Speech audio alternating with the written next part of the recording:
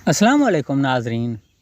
आप लोग अगर बकरी फार्मर हैं, नए सिरे से बकरी फार्मिंग कर रहे हैं या कि आपको 2-3 साल हो चुके हैं आप फार्मिंग में हैं और आपकी शिकायत है कि हमें नफ़ा नहीं मिल रहा, प्रॉफिट नहीं हासिल हो रहा, तो दोस्तों आप अपने ऊपर नज़र दौड़ाएं कि आप कौन सी गलती कर रहे हैं जिसकी वजह से आपको प्रॉफिट नहीं मिल रहा। क्योंकि दोस्तों बकरी फार्मिंग में नफ़ा मिलना यकीनी बात होती है कि अगर आप ठीक तरीक़ेकार के मुताबिक बकरी फार्मिंग करते हैं तो आपको प्रॉफिट यकीनी मिलता है, क्योंकि अल्लाह पाक किसी की मेहनत ज़ाया नहीं करता। एक तो आपका इस बात पे यकीन होना चाहिए।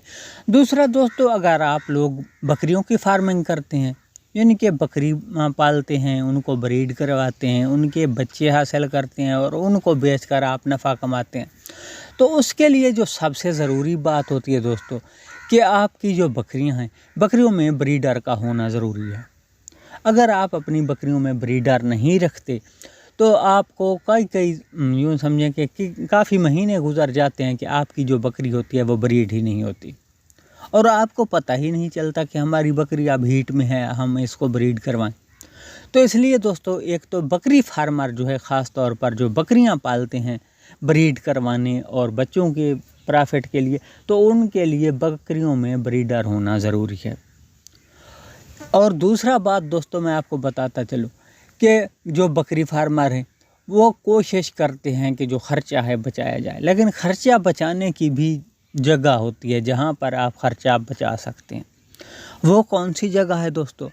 तो दोस्तों, अगर आप लोग ताकत वाली खुराक अपनी बकरियों को खिला रहे हैं, वो अभी ब्रीड नहीं हुई, ये भी यकीनी बात है कि जब आप अपनी बकरी को ताकत वाली खुराक खिलाते हैं तो वो एक तो मोटी ताज़ी होगी और नंबर 2 वो ब्रीड भी हो जाएगी।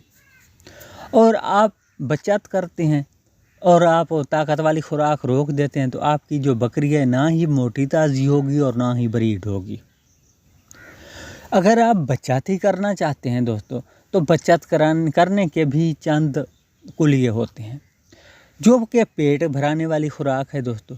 अगर ये आप महंगी नहीं लेते, आप सस्ती, फ़र्ज़ किया आपको सब्ज़ चारा सस्ते में पड़ रहा है और आप तूड़ी में मिक्स करके खिलाते हैं, तो उससे जो है आपकी बकरी का पेट भर जाएगा, पेट भरेगा, लेकिन ताकत तो ताकत वाली खुराक से ही मिलती है। या कि जैसे अब जो समझें कि जगह फारिग हुई है, गंदम वाली जगह है या कि मूंगी दाल वाली काश्त की हुई थी, वहाँ पर जो है चारा है, जड़ी बूटियाँ हैं, आप वहाँ पर चराते हैं, तो चराने से भी आपका जो ख़र्चा है वो काफ़ी बचेगा। यानी कि जो आपकी बकरी बाहर से पेट भर कर आएगी तो आपको घर में कुछ नहीं खिलाना पड़ेगा, जितना यानी कि आपके पास 1 महीना टाइम मिल जाता है बाज़ औक़ात, या 2 महीने जगह खाली होती है, जो आपकी ज़मीन है वो खाली पड़ी हुई होती है, तो वहाँ पर आप उसको चरा सकते हैं। लेकिन ये बात ज़रूर है, अगर आपका गंदम की कटाई के बाद रकबा फारिग हुआ है तो वहाँ अगर 1 महीना आप चराते हैं तो उसमें आप ताकत वाली खुराक भी बचा सकते हैं। यानी कि उस वक्त गंदम के जो सिट्टे होते हैं, बालियाँ होती हैं, वो ज़मीन में गिरी हुई होती हैं, बकरियाँ वो खा लेती हैं। जब वो खा रही होती हैं तो कोई और ताकत वाली खुराक खिलाने की ज़रूरत नहीं। लेकिन इसके अलावा दोस्तों, अगर आप चराते हैं जहाँ पर कि कोई और सब्ज़ चारा था वो ख़त्म हुआ है, या कि मूंगी थी, मूंगी की फसल थी या बाजरे की फसल थी, तो वहाँ पर चराते हैं तो वहाँ पर कोई ताकत वाली खुराक मौजूद नहीं है। तो इसलिए जब वहाँ से आप वापस लेकर जाते हैं तो आपको ताकत वाली खुराक खिलाना ज़रूरी होता है। अगर आप नहीं खिलाते तो फिर भी आप यूँ समझें कि नुकसान में ही जा रही होते हैं कि आपकी बकरी जो है वो कमज़ोर हो रही होगी। जब कमज़ोर हो रही होगी तो आपको नफ़ा नहीं मिलना दोस्तों। तो इसलिए दोस्तों, ये चंद एक जो समझें कि तरीक़ाकार है, अगर इस पर आप अमल करते हैं तो आप एक तो आप नुकसान से बच जाएंगे और दूसरा नफ़ा भी इंशाल्लाह आपको यकीनी मिलेगा।